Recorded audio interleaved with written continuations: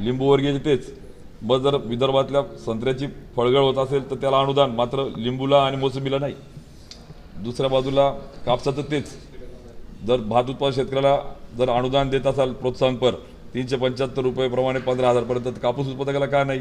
त्यामुळे लिंबूवर्गीय फळांचं संशोधन केंद्र नाही, सायट्रस इस्टेट नाही. मी जेव्हा बोलतो की अरे एखादी मुका माणूस जरी त्या बैठकीत राहिला असता 10-10, 8-8 वर्ष कॅबिनेटच्या, तरी तो बोलला असता अरे मला पण सायट्रस इस्टेट हवी माझ्या जिल्ह्यासाठी, माझ्या खानदेशासाठी. आणि म्हणून देशाच्या सोबत या खानदेशाच्या लढाईत व्होकल फॉर लोकल या मुद्द्याला घेऊन गिरीश महाजनांनी उत्तर द्यावं ही अपेक्षा त्या ठिकाणी आहे. ज्यांचं पुण्य संपलेलं असतं ते भाजप सोडून जाता. पुण्याचा हिशोब करण्याचा यांना अधिकार कधी दिला? हे कधी जाऊन आले वर? त्यामुळे मला वाटतं पुण्याचा पापाचा हिशोब लोक करतील, मतदान करेल, जनता करेल, शून्य शेतकरी करेल, तरुण शेतकरी करेल, मातृशक्ती करेल. त्यामुळे मातृशक्तीच्या नावाने दारूच्या बाटलीवर कोणाचे फोटो लागले पाहिजे, युवा शक्तीच्या नावाने टेक्स्टाईल पार्क जो विदर्भात गेला तो जामनेरला किंवा नगरजवळ आणला असता तर तुम्हाला त्या ठिकाणी पाप पुण्याचा हिशोब करायचा अधिकार होता. कापसाला ज्या पद्धतीने भात शेतकरीला दिला तो तुम्ही मिळवला असता तो अधिकार होता. दुधाचा बोनस मिळून दिला असता तर तो तुम्हाला अधिकार होता. एका बाजूला खाजगी संस्था 98% शेतकऱ्यांना बोनस देतात, जो फरक मिळून देतात. राज्यात 111 कोटीचा बोनस देऊन 90 कोटी शिल्लक असताना प्रस्ताव देखील तुम्ही देत नाही. तर तुम्हाला मला वाटतं पाप पुण्याचा हिशोब करण्याचा अधिकार नाही. तुमचं उलट पापाचा गळा भरला आहे. त्याला न्याय देता येईल का, ते पुण्य कमवता येईल का, तो तुमच्या हातामध्ये आहे. कारण की तुम्ही मंत्री आहात, तुम्ही उत्तरदायित्व आहात, तुम्ही संघ ताब्यात घेतला, तुम्ही बँक ताब्यात घेतली. त्यामुळे ते उत्तर अपेक्षित आहे. शेतकऱ्यांचे प्रश्न सोडून महायुतीच्या मेळाव्यांमध्ये मंगेश चव्हाण असतील, मंत्री गिरीश महाजन असतील, तुम्हाला टार्गेट केलं जात आहे. शेतकऱ्यांचे प्रश्न किंवा इतर प्रश्नांवर कुठेतरी बगल दिली जाते असं वाटतं. हे राजकारणाची त्यांची पद्धत आहे. जो बोलतो त्याला दाबायचं.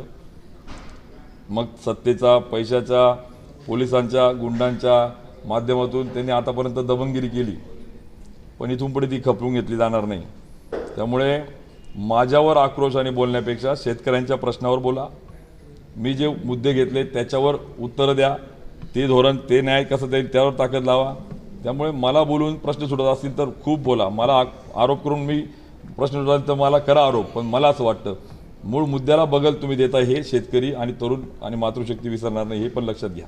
कालच्या भाषणातून तुम्ही लाच काढली गिरीश महाजनांची. आपल्या ग्रामीण भागामध्ये मन आहे, जनाची नाही तर मनाची तरी असली पाहिजे.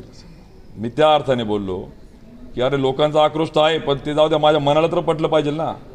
मी जर त्या ठिकाणी दूध संघ ताब्यात घेत असेल आणि जर त्या दूध संघातून जर राज्यात सगळ्यात कमी भाव मिळत असेल तर मला माझ्या मनाला थोडी काही वाटली पाहिजे का नाही? 5 रुपयाचा फरक जर मिळून देत नसेल तर मनाला वाटली पाहिजे का नाही?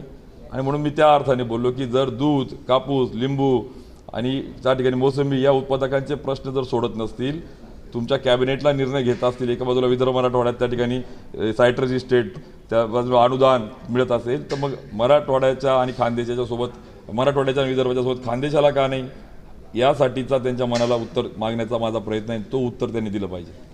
केमिकल टाकून यांनी नागरिकांची दिशाभूल केली, ते दूध पुन्हा त्यांच्याकडनं उत्तर घ्या. मला वाटतं ते उत्तर देण्यास काय प्रकार आहे नेमका पत्रकार परिषदेमध्ये सांगितलं जे त्या ठिकाणी आहेत मॅनेजमेंट, जे नेते गिरीश महाजन, मंगेश चव्हाण, त्याचं उत्तर ते देतील. मला असं वाटतं त्यांच्याकडनं जास्त उत्तर योग्य राहील.